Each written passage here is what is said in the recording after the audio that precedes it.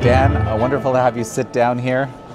2 days of CPAC almost come to an end. 3 days if you add our activism bootcamp. Of course, that's right. So one more day to go. Yeah. So any impressions as one of the organizers? I'm really pleased with a number of the panels that we've done. Faith matters. How faith is so important as a cohesive glue to society. All faiths need to be part of this. We're not trying to proselytize and say one faith is more important than the other. Right. But faith is an essential part of a cohesive, strong society. Of course, the first set of speeches, we had 5 different people explain different aspects of what makes America great. Our founding is very unique. Extremely unique. Yes, I mean, yeah. What an amazing moment in world history. Where everything came together at just the right moment. But the U.S. military has been a force for good. We're the only superpower in world history that's not a colonial power. In America, we respect the dignity of the person. And then a free market system that respects people's choices. And a government that protects our rights. America is truly an exceptional and great nation when you think of all of these things. Some of the panels that were on in the last couple of days had to do with the rise of socialism, ostensibly, or at least the open discussion and promotion of socialism in American society. What do you make of this trend?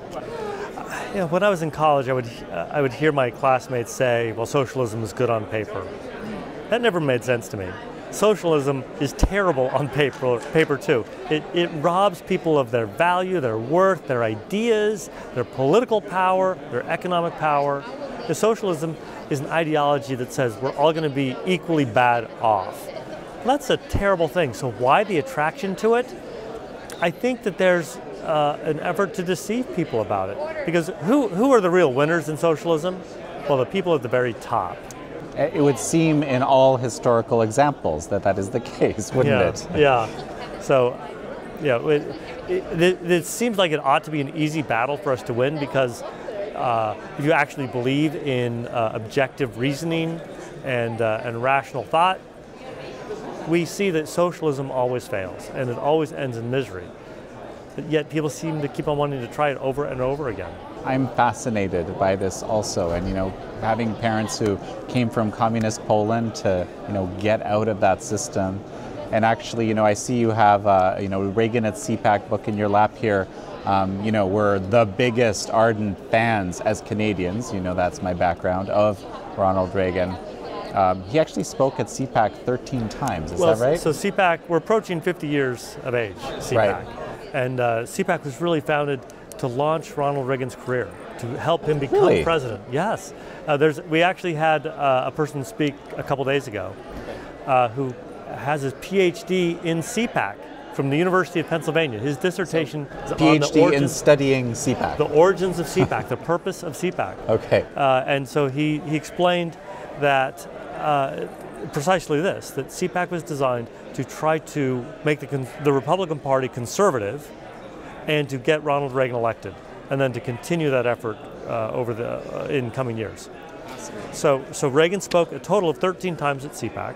So we have all 13 of his speeches in written form here, which in some respects you can say, well, can't I go online and get that? What we've done is assembled some of the best thinkers on conservatism today, and each of those individuals then writes an analysis of a speech. So we've got Vice President Mike Pence, and Ted Cruz, and Mark Meadows, Matt Schlapp, the chairman of my board, K.T. McFarland, Steve Forbes, Charlie Kirk, each explaining why the speech was important then and why it's still important today. And what's so exciting is that at the end in the appendix, we've got Reagan's handwritten notes on this, in his own writing, with his own pen, his speeches and his edits to these speeches, what he really wants to say, communicate. Yeah, it's really exciting. Imagine this is kind of like flying off the shelf, if there is a shelf that they're on, I guess. It just got released 2 days ago. Oh, wow. Yeah, so you can go to conservative.org or on Amazon, you can get it.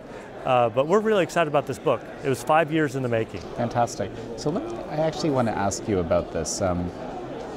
I've heard a number of people say that President Donald Trump is actually, following in President Ronald Reagan's legacy. And I've heard other people say, what are you talking about? There's no compatibility and so forth. Where do you land on that? Well, that's a really interesting question. By the time Reagan became president, his philosophy was well grounded. He understood conservatism. He had read Burke. He had read Locke. He really understood the roots of conservatism, this philosophy that sovereignty resides in the person and what the role of government is. Donald Trump has come at this from a very different history. He's not a political philosopher, but he's been coming to CPAC for a number of years. He has embraced us. He has learned from us. He has learned what conservatism is and how the application of conservatism helps people live better, happier, productive lives, safer lives. So, he is a good thinker in his own right as a businessman, but his political philosophy is developing as we speak. And we're pleased. His administration has governed in a way that's more conservative than Reagan's administration was actually able to govern. And that's very fascinating to me because, prior to the election, there were a lot of doubters. I've been seeing a lot of people kind of, getting on the train and being like, wait a sec, these are pretty seriously conservative policies that are happening here, one after another. Yeah. Well, Reagan had to stitch together a governing coalition. So he had to pull together the George H.W. Bush part of the party. He had to pull together the Irving Kristol part of the party. He had to bring these people together. So then his head of what's now Health and Human Services, is called Hugh back then. It's a very liberal Republican. You look at his cabinet, it had liberal Republicans, moderate Republicans, some conservative Republicans, Ed Meese, Jim Watt, very conservative members of his cabinet. But most of his cabinet was not comprised of conservatives. Whereas you look at the Trump administration, cabinet is very conservative.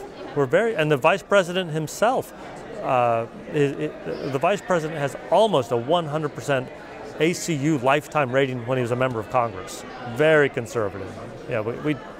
You can't get much better than this administration. Fascinating.